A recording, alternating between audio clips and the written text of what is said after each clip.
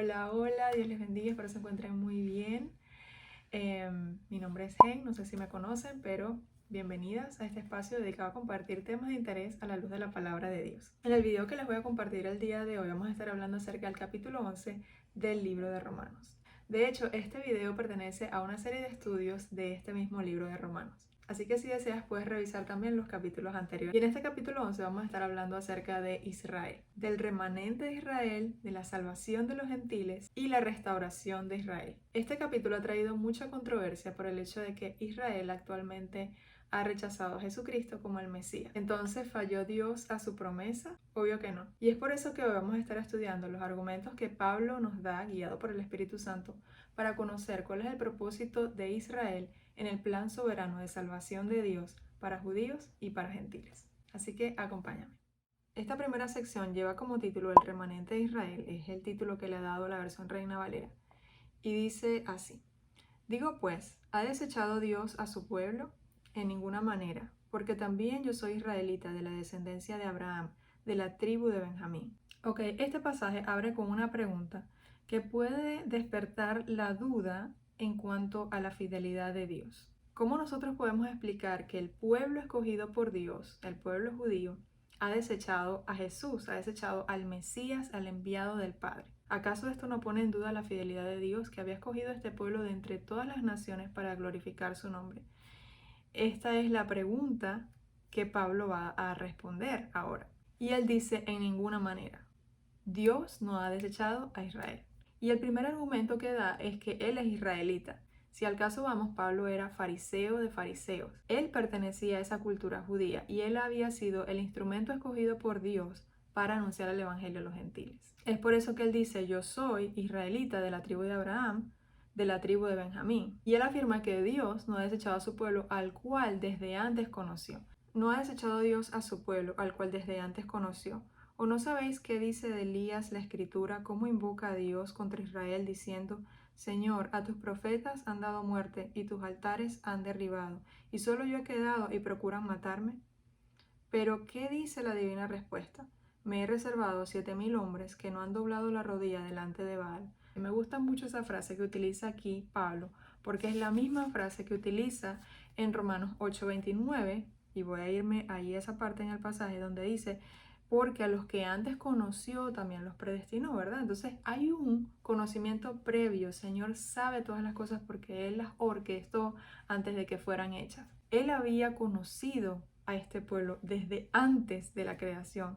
Y aquí Pablo está utilizando un relato muy conocido del Antiguo Testamento, cuando Elías invoca al Señor contra el mismo Israel. La idolatría se había propagado en ese momento. El reino estaba dividido, el reino del norte, el reino del sur. Y Elías creía que él era el único que había quedado entre el pueblo de Dios. Y esta misma idolatría tan fuerte que vivió Israel en esa época le hizo pensar a Elías que él era el único que había quedado, el único fiel. Y a veces también nosotros pensamos que hay poco pueblo de Dios. Pero, ¿qué dice, como dice aquí Pablo? ¿Qué dice la divina respuesta? Me he reservado 7000 hombres que no han doblado la rodilla delante de Baal. Y esto era desconocido a Elías. Elías ni se imaginaba que habían 7000 hombres del pueblo de Dios que no habían doblado sus rodillas a Baal. Pablo compara este evento del Antiguo Testamento con el tiempo presente. Por eso dice: así también aún en este tiempo, es decir, ahora, ha quedado un remanente escogido por gracia. Y es importante ver que el énfasis está en la gracia de Dios, no en las obras. Dios se ha reservado un remanente dentro del mismo Israel étnico o nacional. ¿Qué quiere decir esto? El pueblo judío, descendientes de la sangre de Abraham, no todos ellos son salvos, no todos ellos son pueblo. Pero dentro de ese pueblo hay un remanente. A lo mejor usted se pregunta: ¿qué es un remanente? Un remanente, imagínense la totalidad de algo. No tengo la mano algo para ilustrarles, pero imagínense, no sé, un puñado de granos. Esa es la totalidad. Y el remanente es lo que queda. No es todo, pero es una parte del todo. Y eso es lo que quiere ilustrar aquí Pablo. Nosotros realmente no sabemos qué cantidad representa ese remanente. Y probablemente sea mucho mayor a lo que tú y yo imaginamos. Pero ese es el pueblo que Dios se ha reservado para glorificarse a sí mismo. Entonces, este remanente que Dios ha reservado dentro del mismo Israel es un remanente que Él ha escogido por gracia. Y como vimos en el último capítulo, en el capítulo 10, Dios no hace diferencia entre judíos y gentiles. Es el mismo método de salvación, tanto para unos como para otros. Es por gracia, no es por obras. Y si por gracia, ya no es por obras. De otra manera, la gracia ya no es gracia.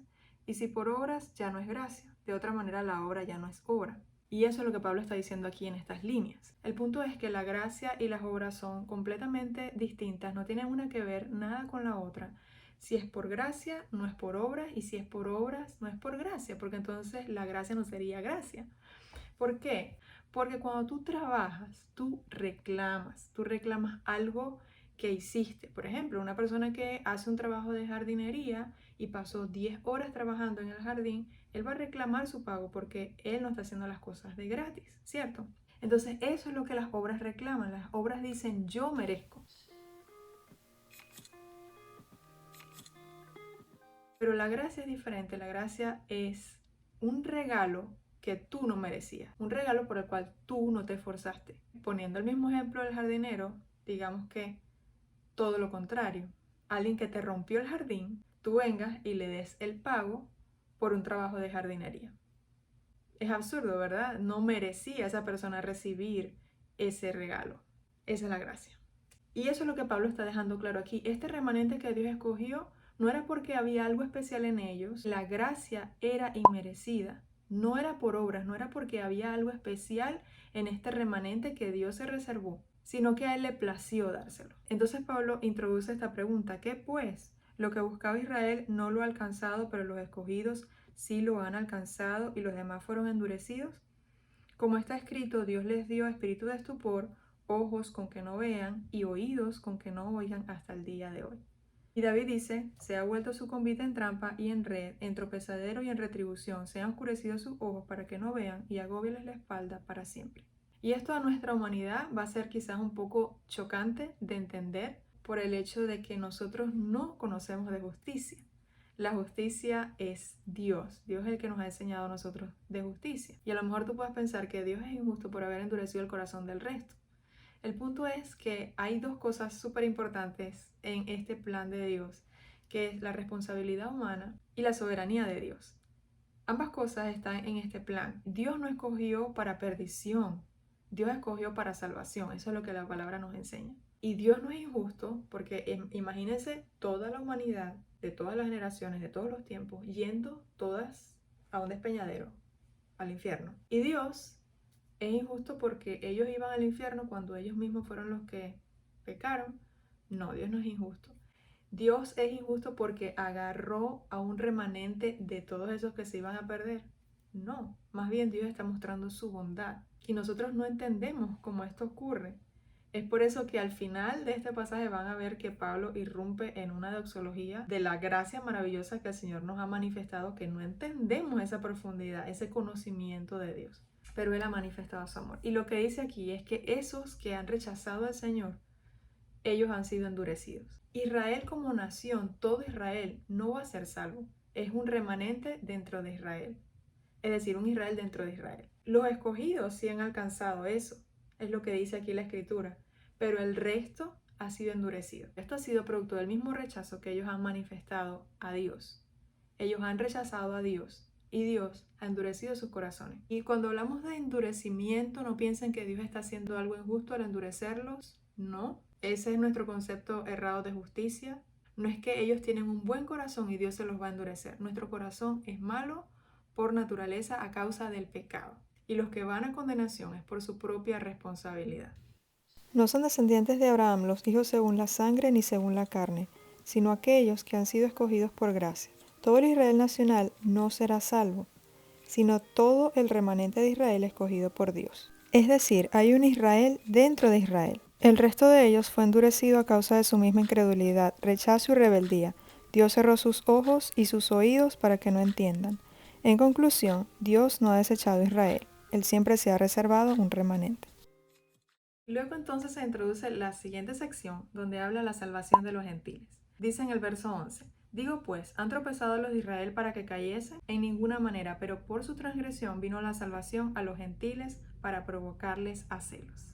Esta sección aquí es maravillosa porque podemos ver, si nos vamos al Antiguo Testamento, vemos que el Señor se reservó un pueblo de entre todas las naciones para manifestar y dar a conocer su nombre a toda la tierra. Israel tropezó, es decir, no cayó para no levantarse más, sino que tropezó en esta tarea, digámoslo así. Ellos no fueron fieles al pacto. Dios es y seguirá siendo fiel al pacto, pero ellos no fueron fieles al pacto. Ellos desobedecieron, ellos no procedieron con justicia y misericordia, se volvieron a la idolatría, en fin. Pero esto estoy hablando de manera general, porque el Señor, como podemos ver, también se reservó siempre a un remanente a lo largo de la historia. Entonces no todos, sino que algunos. Y es por eso entonces que el pueblo de Israel, habiendo recibido las ordenanzas de Dios y habiendo recibido el pacto, ellos no honraron ese pacto.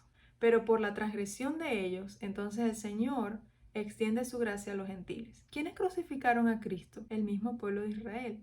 Su pueblo crucificó a Dios, Dios en semejanza de hombre. Cuando Jesús asciende, el Señor cumple su promesa y derrama el Espíritu Santo sobre los creyentes, pero también sobre los gentiles. Y comenzamos a ver que el Señor integra a su pueblo, a los gentiles. Y obviamente el mismo Pablo es el instrumento que el Señor utiliza para conversión de los gentiles, para alcanzar a los gentiles. Y esto no es coincidencia o casualidad, este es el plan de Dios para alcanzar a los gentiles y al mismo tiempo para provocar a celos a los judíos. Entonces dice, y si su transgresión es la riqueza del mundo y su defección la riqueza de los gentiles, ¿cuánto más su plena restauración?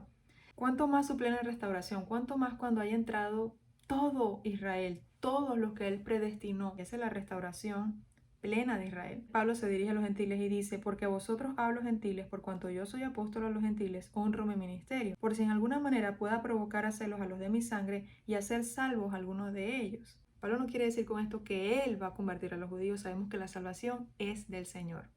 Nosotros no producimos salvación, pero lo que él quiere decir con esto es provocarlos a celos, de manera que si es posible, pudiera, utilizando estos celos, traer salvación a ellos. Es el mismo deseo de Pablo de que este pueblo que ha rechazado a Dios despierte y se conviertan de sus malos caminos. Pablo dice, porque si su exclusión es la reconciliación del mundo, ¿qué será su admisión sino vida entre los muertos? Vemos entonces que la desobediencia de Israel trajo como consecuencia la salvación a los gentiles. A mí me gustó muchísimo una explicación que vi acerca de este tema que dio el pastor Sugel Michelin, donde estaba explicando este misterio y este vaivén de la gracia para salvar a judíos y a gentiles. Yo les voy a dejar el link en la cajita de descripción porque obviamente él puede explicar eso mucho mejor de lo que yo puedo explicarle, pero me encantó esa ilustración porque él hablaba acerca de las olas de la gracia golpeando la pared de la incredulidad de los judíos, ese rechazo de los judíos y bañando las costas de los gentiles. Pero ese no es el fin para los judíos, porque esa ola cuando va golpeando y golpeando sobre esa roca, esa pared, va desgastando la roca, la va craqueando, como decía él allí en ese video. Y es por medio de ese vaivén de la gracia, tanto a gentiles como a judíos, que todo ese pueblo que él se ha reservado, tanto de los descendientes biológicos de Abraham como los descendientes no biológicos de Abraham, serán salvos. Lo importante es ver que es maravilloso el plan de salvación del Señor para salvar tanto a judíos como a gentiles. Dice también, si las primicias son santas, también lo es la masa restante, y si la raíz es santa, también lo son las ramas. Y esto hace referencia al pacto hecho con Abraham. Esa es la raíz de ese árbol, el pacto hecho con Abraham, de que en él serían benditas todas las naciones de la tierra. Yo en el video anterior, en el capítulo 10, también les hablé acerca de lo que la palabra nos enseña en Gálatas 3, donde podemos ver que realmente nosotros somos descendientes de esa promesa hecha a Abraham. Oh my God, me encanta esto. Y la escritura, previendo que Dios había de justificar por la fe a los gentiles, dio de antemano la buena nueva a Abraham, diciendo, en ti serán benditas todas las naciones. De modo que los de la fe son bendecidos con el creyente Abraham. Y de verdad yo les animo a que puedan leer el capítulo 3 de Gálatas y puedan tener más luz en relación a por qué nosotros somos descendientes de Abraham. Pero hay un versículo clave aquí y es el versículo 16. 3:16 dice, ahora bien, a Abraham fueron hechas las promesas y a su simiente. No dice y a las simientes, como si hablase de muchos, sino como de uno, y a tu simiente, la cual es Cristo. Entonces, Cristo es la simiente de Abraham, La raíz de ese pacto es con Abraham. Si no sabían, Israel, verdaderamente Israel es Cristo. Cristo es el verdadero Israel. Entonces, la raíz de ese pacto y las ramas, nosotros vendríamos siendo ramas, pero ya vamos a ver qué tipo de ramas somos en este árbol de la fe. Dice, pues si algunas de las ramas fueron desgajadas y tú, siendo olivo silvestre, has sido injertado en lugar de ellas y has sido hecho participante de la raíz y de la rica savia del olivo, no te jactes contra las ramas, y si te jactas, sabe que no sustentas tú a la raíz, sino la raíz a ti. Entonces aquí lo que vemos es una ilustración. Vemos que algunas de las ramas fueron desgajadas porque tropezaron, ¿verdad? Porque no obedecieron, porque fallaron a la fidelidad de ese pacto. Y algunas de esas ramas fueron desgajadas. Ellas están ahorita fuera del árbol, no están siendo sustentadas por la raíz. Entonces, el llamado que Pablo nos hace aquí es que no te jactes, no pienses que eres mejor que ellos. Tú no pertenecías originalmente a ese árbol, tú fuiste injertado. Tú eras olivo silvestre y fuiste injertado en este olivo. Entonces recuerda que este árbol está vivo no porque tú fuiste injertado, sino por la raíz que es la que sustenta al olivo. Entonces no te jactes porque tú no eres quien sustenta la raíz, sino que la raíz te sustenta a ti. Tú estás siendo participante de esa savia rica del olivo.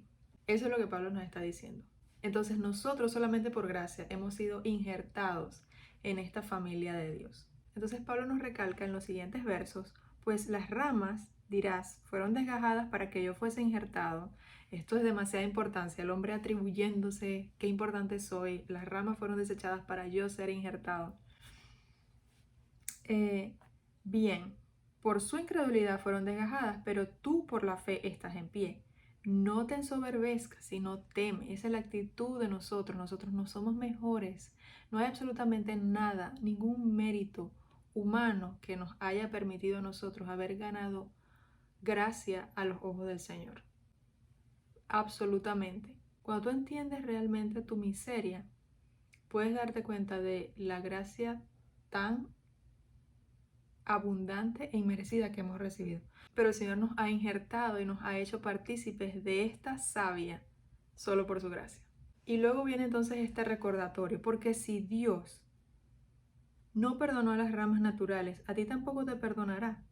Mira pues la bondad y la severidad de Dios. La severidad ciertamente para los que cayeron, pero la bondad para contigo, si permaneces en esa bondad, pues de otra manera tú también serás cortado. Y esto obviamente no se refiere a que tú vas a perder la salvación no se pierde. Gracias a ese pacto hecho con ellos, primeramente nosotros también hemos sido salpicados y bañados abundantemente de la gracia y de la salvación de Dios. Nosotros somos parte de ese verdadero Israel, de ese verdadero Israel espiritual. Judíos y gentiles, remanente escogido por Dios. Y aun ellos, si no permanecieren en incredulidad, serán injertados, pues poderoso es Dios para volverlos a injertar. La salvación para nosotros es un misterio. Realmente nosotros no tenemos idea de cómo el Señor opera la salvación en los corazones. Como vemos en los evangelios, que de la misma manera en que el viento sopla y no sabes cuál es la dirección, a dónde va y de dónde viene, así es la obra del Espíritu. Nosotros no sabemos cuál es la obra que el Señor está haciendo en cada uno de nosotros. El Señor tiene poder para volverlos a injertar. Hay un endurecimiento generalizado, pero de ellos hay algunos que van a ser salvos. Nosotros no sabemos quiénes son, no tenemos ni idea qué cantidad de personas. La exhortación que Pablo nos hace en esta sección a nosotros como gentiles es no jactarnos, no dar por sentado que la gracia que hemos recibido es porque nosotros tenemos un mérito especial ya que Israel rechazó a Cristo. No, el Señor va a ser fiel a su pacto y Él va a traer tanto judíos como gentiles a salvación. Porque si tú fuiste cortado del que por naturaleza es olivo silvestre y contra naturaleza fuiste injertado en el buen olivo, cuánto más estos, que son las ramas naturales, serán injertados en su propio olivo. No limites a Dios y no pienses que es un imposible que ellos se conviertan. Probablemente existe la tendencia a pensar que difícil es que un judío se convierta, es un milagro, pero ¿quién opera los milagros? El mismo Señor, por medio de la revelación de su Espíritu. Ese es el mayor milagro, que es la salvación. Dios tiene el poder de volverlos a injertar. Aquí les estoy haciendo una ilustración de esta analogía que nos brinda Pablo aquí en la palabra, y del lado izquierdo tenemos este árbol que representa a los gentiles. Y este es el árbol del cual nosotros hemos sido cortados, el olivo silvestre. Y del otro lado tenemos este árbol que es el olivo verdadero, y la raíz de este árbol es el pacto hecho a Abraham. Estas ramas que están aquí desgajadas son parte del Israel nacional, y en lugar de ellas hemos sido injertados nosotros. Nosotros los gentiles hemos sido injertados en este olivo, en la familia de Dios, en este Israel espiritual. Así que no podemos jactarnos contra las ramas desgajadas, porque ellas pueden ser injertadas nuevamente en el olivo. Este árbol representa el remanente de Israel, judíos y gentiles, escogidos de Dios, sustentados y salvados por la raíz que es Cristo. Y finalmente tenemos la última sección de este capítulo 11, donde nos habla acerca de la restauración de Israel. Y dice: porque no quiero, hermanos, que ignoréis este misterio, para que no seáis arrogantes en cuanto a vosotros mismos. Que ha acontecido a Israel endurecimiento en parte hasta que haya entrado la plenitud de los gentiles, y luego todo Israel será salvo. Todo lo que Pablo nos está diciendo hasta este punto es: no te jactes, no seas arrogante, no pienses de Israel como diciendo qué ignorantes son, que no han recibido al Mesías. Es obvio que Cristo es el Mesías, del cual habla el Antiguo Testamento. ¿Cómo es posible que ellos no lo vean? Y yo creo que todos al principio, cuando creemos en el Señor, nos parece muy obvio todo esto, ¿no? Pero nos damos cuenta en la medida que maduramos que esto realmente es un misterio que está oculto del mundo y que solamente se recibe por la revelación del Espíritu Santo. Entonces lo que Pablo nos está diciendo aquí es que ha ocurrido un endurecimiento en parte. No es en todo Israel, es en parte. Estamos viviendo un periodo de gracia donde el Señor está salvando a judíos y a gentiles por medio de este vaivén de la gracia del cual estábamos hablando, donde los judíos rechazan esa gracia y la gracia se derrama sobre los gentiles, pero al mismo tiempo esa gracia está allí derribando esa muralla de legalismo, de rituales, de ceremonias, hasta que entre la plenitud de los gentiles y luego todo Israel será salvo. Como está escrito: vendrá de Sión el libertador, que apartará de Jacob la impiedad, y este será mi pacto con ellos cuando yo quite sus pecados. Entonces, vemos que esto es lo que dice la Reina Valera, pero aquí en la NBLA nos habla de una manera más clara y sencilla y nos dice: así todo Israel será salvo, tal como está escrito: el libertador vendrá de Sión, apartará la impiedad de Jacob, y este es mi pacto con ellos cuando yo quite sus pecados. Vemos entonces que esto no quiere decir que va a haber una conversión masiva de judíos, sino que de esta manera es como Israel será salvo. El endurecimiento de Israel no es total, sino parcial. Quiere decir que el Señor siempre se ha reservado un remanente. Y lo que Pablo aquí nos quiere decir, obviamente guiado por el Espíritu Santo, es que tenemos una ventana de gracia que comenzó con la resurrección de Cristo entre los muertos. Comienza un periodo de gracia. Ahora, por la gracia que Él nos ha extendido, nosotros recibimos salvación. Y esa ventana de gracia, o esa puerta de gracia, como muchos las han llamado, estará abierta hasta que se complete el último gentil. A mí eso de verdad me vuela la mente, saber que el Señor sigue salvando a su pueblo. Incluso en este mismo momento hay personas que están recibiendo salvación. Y esta salvación seguirá ocurriendo hasta que entre el último gentil. Y yo digo, wow. Y ninguno de los suyos, de los que Él conoció, de los que Él predestinó y por los que Él murió, ninguno se va a perder. Y podemos ver entonces que el Señor tiene abierto ese periodo o esa ventana o puerta de gracia para que entren todos los que Él escogió desde antes de la fundación del mundo, todos por los cuales Él murió, hasta el último. Llega el último y se completó.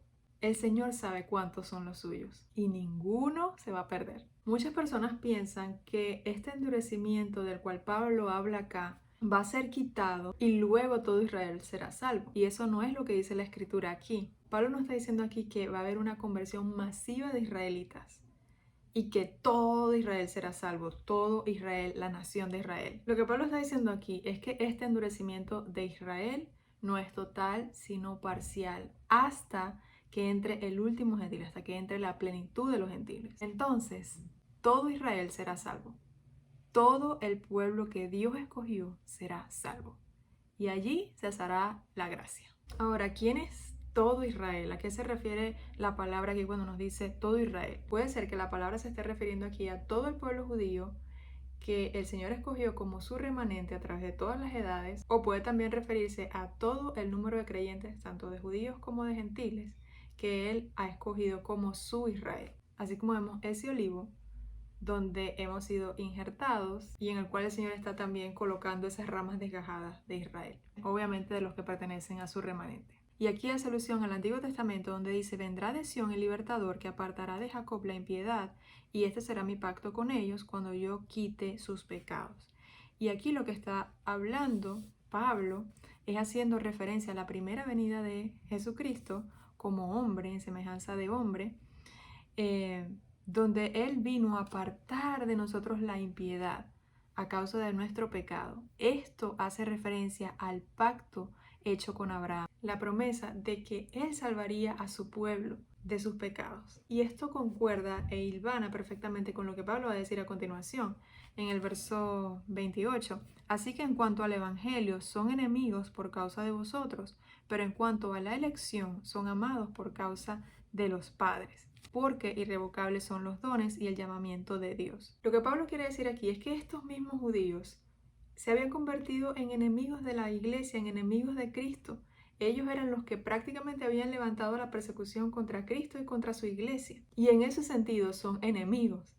Pero en cuanto a la elección, son amados por causa de los padres, es decir, la promesa hecha a Abraham, a Isaac y a Jacob, porque irrevocables son los dones y el llamamiento de Dios. Es decir, el Señor no olvida su promesa. El Señor cumple lo que ha salido de su boca. Continúa entonces la palabra en el versículo 30, pues como vosotros también en otro tiempo erais desobedientes a Dios, pero ahora habéis alcanzado misericordia por la desobediencia de ellos, así también estos ahora han sido desobedientes para que por la misericordia concedida a vosotros, ellos también alcancen misericordia. Porque Dios sujetó a todos en desobediencia para tener misericordia de todos. Como les decía, es a causa de ese vaivén de la misericordia, de la desobediencia, de judíos, de gentiles, que todo Israel será salvo. Los últimos versos del 33 al 36 es una doxología donde se exalta la majestuosidad de la mente y la sabiduría de Dios al otorgarnos a nosotros salvación. Dice: oh profundidad de las riquezas de la sabiduría y de la ciencia de Dios, cuán insondables son sus juicios e inescrutables sus caminos. Porque ¿quién entendió la mente del Señor? ¿O quién fue su consejero? ¿O quién le dio a él primero para que le fuese recompensado? Porque de él y para él son todas las cosas. A él sea la gloria por los siglos. Amén. Pablo aquí termina este capítulo, como les digo, en una doxología, una admiración por ver cómo el plan de Dios ha sido manifiesto en nuestras vidas de una manera que ninguno de nosotros hubiese pensado, de ninguna manera humana en la que se nos hubiese ocurrido. Qué sabio, qué entendido de este siglo, de este mundo, va a utilizar el sufrimiento y la muerte de su único hijo para traer salvación, vida eterna, misericordia, gracia a un grupo de pecadores que no merecían nada de eso. Y es glorioso pensar en esta salvación que se nos ha extendido, esta salvación que hemos recibido, que mientras más meditamos en ella, cada día más nos sorprende. Pero aquí podemos ver la bondad y la gracia abundante de nuestro Dios, que nada ni nadie lo aconsejó, esto fue su plan desde el principio. A Él sea la gloria por los siglos de los siglos. Gracias por acompañarme a lo largo de este video. Espero que haya sido de edificación a tu vida. Si me acompañaste a lo largo de este tiempo, puedes dejarme aquí en la sección de comentarios qué cosas aprendiste y nos vemos próximamente con el estudio de Romanos capítulo 12. Mi nombre es Hen y nos vemos en nuestro próximo video. Bendiciones.